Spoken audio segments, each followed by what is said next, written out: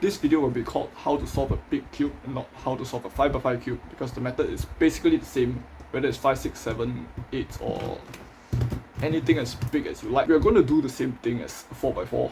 Solve all the centers first, solve all the edges, and that reduces the cube into a 3x3, and we can pretty much apply a 3x3 method too. For the centers, it's going to be done in a similar way for the beginner method that I showcased in episode 1 and 2 of my 4x4 video. I'm going to solve the centers South Pole first, followed by North Pole, followed by Equator, and basically what South Pole means is the color that you solve first on 3x3. For me, that's red. Then orange is the color opposite of that, so the default be the North Pole. Then the equator is a fixed sequence of 4 colors: green, yellow, blue, white. So if you solve on a different color for 3x3, then your combination is different, but it will be a fixed combination that you memorize every time. It just won't be the same combination that I use. When solving 4x4 centers, the first thing we want to do is we're going to make one bar of 2 pieces. So in this case, this piece and this piece will line up to a 1x2 bar. Then we're going to make a second 1x2 bar by pairing this other piece with this other piece. In this case, this on the bottom. I'm going to make this one on the bottom as well. Match them, and then I can align that into 2 bars of 2. A bigger cube is going to do the same thing, but just increased in size. So 5x5 will be 3 bars of 3, 6x6 will be 4 bars of 4, 10x10 will be 8 bars of 8. Generally, for a beginner level, it's easier to do the middle bar first on a 5x5. So on 4x4, there is only one type of centerpiece. We already have 3 different types here on the 5x5. First, we have this middle centerpiece, which behaves the same as a 3x3. It will not move to a different location of the cube. So this piece here basically determines that this whole face is going to be red. To make the middle bar, we need 2 more of these outer pieces, edge centers, and we also have corner centers. In this case, we cannot use the corner centers to fill up these 2 spots because it's a totally different piece type. And a piece that occupies this position is not going to occupy this position. We need to look for 2 more of these outer edge centers, and there's one here already, so I can match it up like that. And there's another one here, so what I'm going to do is this on the right side. I'm going to align this whole part here to the left, and then I can move this piece up here, and that's the middle bar. Now I'm going to make another bar. For an outer bar, we need 1 of the edge centers and 2 of the corner centers. In this case, I can align this edge center to one of these 2, so I'm just going to align it to the top, and then this piece will match.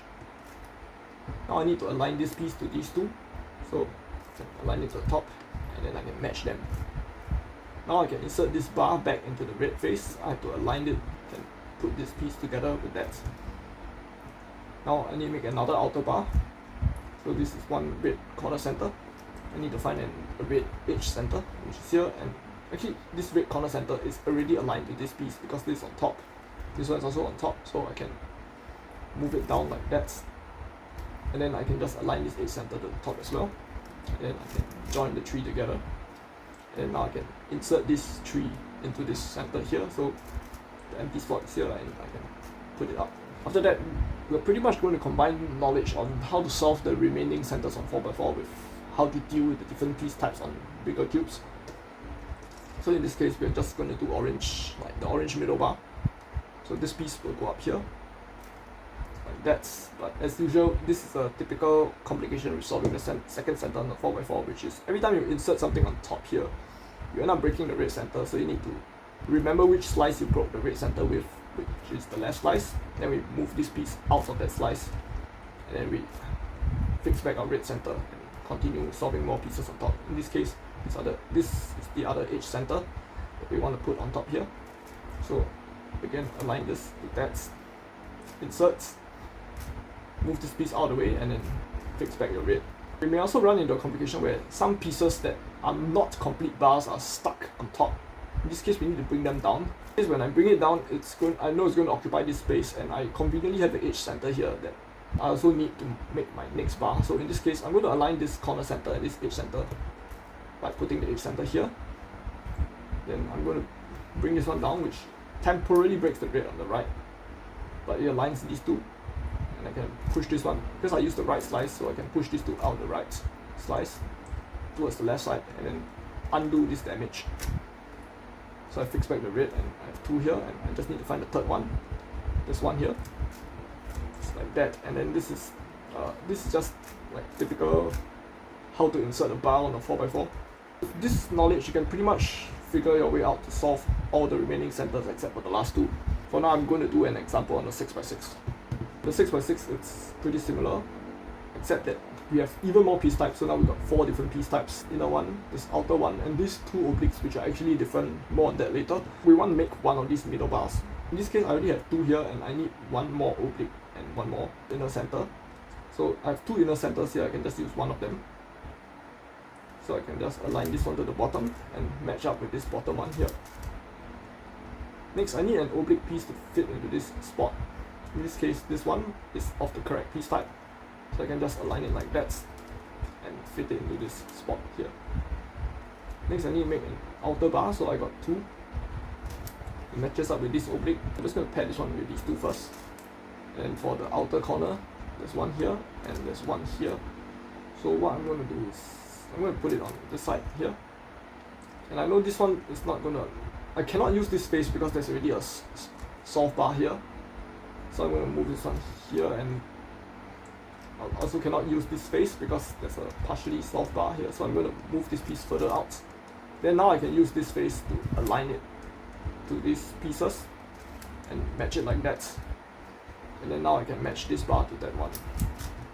And then I'm just going to do another inner bar. I have one of these inner centers here, and I need to find the other inner center right here. So put it to the left. This one is going to come down to this spot. So I'm going to align it like that. Next, I need 2 of the outer oblique pieces. So there's one here. Fine. I see an oblique piece here, but it actually might not be the right oblique. And how you can tell is you can do a bit of piece tracing.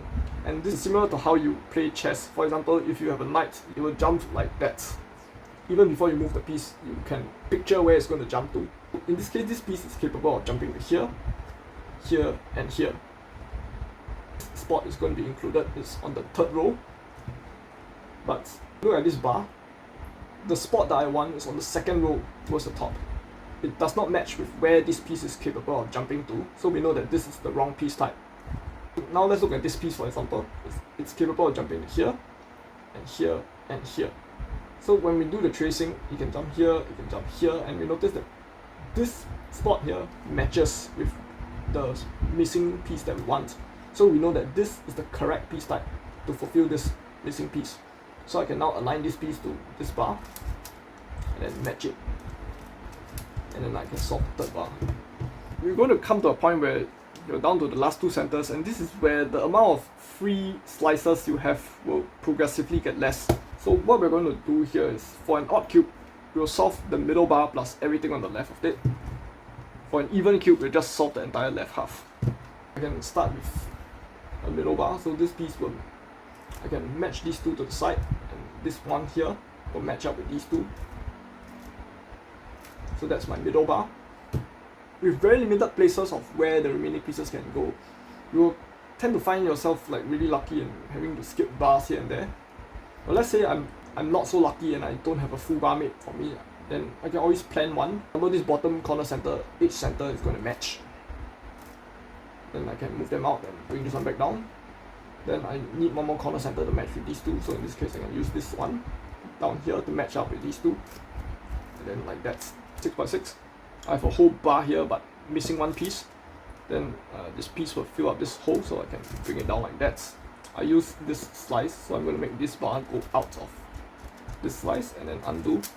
And then I just need to make another bar. So in this case, I already have an almost complete bar here, and I can actually use this like corner center to fill up the hole like that. And then down. The second half is where it starts to get a bit tricky. Cannot use the left half anymore because it's already solved, and we can only use the right half and the top layer to do our moves. So for the 5x5, we're going to match this edge center to the corner centers one at a time. So this one, we know that this corner center, if we do this slice, is going to go up to this top spot here. So I turn this one on top here, then I can match this, and then I can hide this one to the bottom, and these 2 to that one, and then bring it down. Let's have a slightly more difficult case. So I want to make this one match with these 2. So I know that if let's say if I would do this move to bring this one to the top, notice that this one is also kicked out at the same time, and before I kick it out, I know it's in this spot. So when I'm bringing this slice back down, I want this one to align with this hole that this piece was previously occupying. So I'm going to align it to that hole right here. then I bring this piece down, and I can use this one. So I know that, let's say if I align this bar to the top, the hole is going to be on top here. So I make this piece occupy that hole first, kick it away, align this bar like this, and then I bring this whole bar back down, and I generally have the any bigger cube. Well, we're going to solve the innermost bar of the right half and progressively go towards the right side. We need to pair this one to the other center like that. Match it. And then we need one oblique on the outside. So let's say I can use this one here. So I can throw this oblique piece down. Bring these two here. Bring it up. I don't have the whole bar, but I'm going to bring this back down to see what types of pieces I have. In this case, we can use this oblique because it's going to occupy the same missing spot as. So I'm going to shoot this oblique to the right side, and I'm going to bring this whole set up. Then I can align this one such that the hole is on the right, bring the piece back down, which gives me the bar, and then align this one to that and bring this piece back down. Now for the last bar, this is where things start to get a bit tricky because you no longer have the third slice to do moves. So like you cannot really have a way to pair the two oblique pieces together, and the best you can do is try to pretend that this oblique is one whole 5x5 like each center, and solve the two outer pieces to this oblique, just like how you solve the two outer pieces of a 5x5 to the middle one. So in this case, I kind of have two of them already in the same row, and I just want to match the third one, so these two will match with this one. And then to solve the remaining piece, there is a specific set of moves to use. First, you have to align the two centers to have the remaining piece at the same spot. Then you do four things. The first thing is down, which will make a full bar. The second thing is you're going to hide this bar on the opposite side. So in this case, move it like that and hide the bar. The third thing is you're going to match whatever's on this face with whatever's left here. So like that. And then the fourth thing is you're going to fix this bar back into this center like that. Demonstrate that again. That's down, hide bar, restore center, and restore bar. For edges, in theory, you can use the most basic beginner method of solving a 4x4. So in this case, red and white. So I can line them up like that. One's on top and one's below. And I can match them up and replace it with another piece that is scrambled, and then realign my centers. A bigger cube would just be doing that more times. I'm going to do something like 1 plus 1 equals to 2, and then 2 plus 1 gives you 3. And the problem with doing that is that it's extremely inefficient due to how many times you need to actually pair an edge, and it only gets worse as the cube gets bigger. More advanced method of solving the 4x4, which I showcase in part 3, is actually not really going to work very well on a bigger cube. So for example, here I line up 1, line up 2, and I line up 3 edges before I slice the centers back. Look at the 3-2-3 method in part 3 for more information on that. But by lining up multiple pairs, we basically need to use multiple slots. And if we were to do that on a bigger cube, notice that there's a whole room of extra space for pieces to get stuck in. So like this method is not going to run very smoothly due to pieces getting stuck in this slot here. So instead, what we're going to do is combine two ideas. The first is that if I mess the big cube up on one axis and only this axis,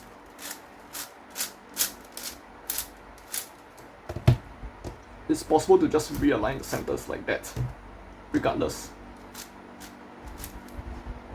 The second thing is all the basic edge insertion moves, like turn this slot up, put the piece in, and slot down. Those will not affect the centers. So for example, I match the centers. This is blue, yellow, green. I insert this edge into the slot here. It's still blue, yellow, green.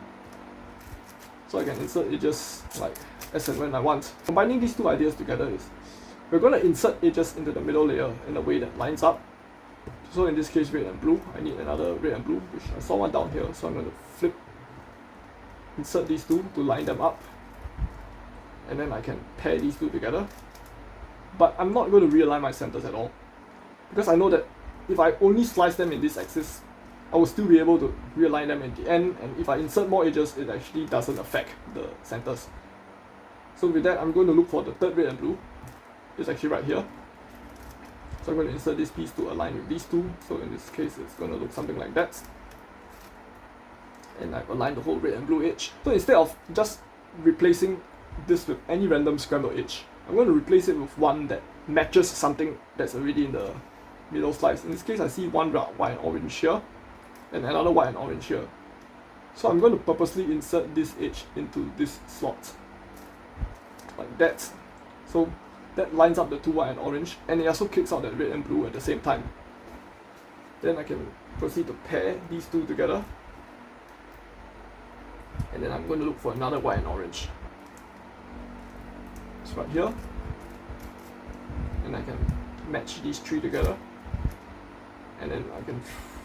In this case, I already see a very good case for green and white. So I'm just going to bring this green and white into the middle slice. And like I choose the spot with the soft edge to insert it in, so that inserting this will also kick that out at the same time. In this case, this is in the wrong orientation compared to these two. So we can do the flipping algorithm, which you have already learned from the 4x4 beginner tutorial. But I'm going to still write it on screen right here. And then now these two is properly aligned with that, and we can match them. When you see two pieces that are joined together but joined wrongly, what you can do is you insert the third one such that it matches with the middle. So in this case, yellow is here. We want a blue on this face. So if we insert it like this, it's wrong because the yellow will be on this face. But if we insert it from this angle instead, now we got blue on the same face as this, the middle yellow. And then we can now pair these two together. And notice when we pair these two together, it kicks away this piece. Then if we do the edge flip with these two, it will go from the top two to the bottom two. So let's just do the edge flip. And then when we slice back, this piece is going to come back here. So doing that quickly, it's going to look something like slice, flip, slice. When I reach this stage, I've completely run out of space to store my scrambled edges. In this case, I can just realign my centers and then solve the remaining edges with the ball. The last four edges, we can basically just make use of a combination of slice, flip, slice to get them done. Two orange and one empty slot here, and we got another yellow and orange here. So what we're going to do is we're going to bring this slot over to where this, just below this yellow and orange, and when we flip this is going down. Like this piece will go down, so we do the flip, then slice back. When we get the last two, we just focus on one of them. So in this case, we want to use slice, flip, slice to solve one of these edges. So in this case, we're going to solve the blue and white like that. So slice, flip, and slice. And sometimes if you're lucky, you will automatically solve the last edge, but the other half of the time you will end up with a case like that.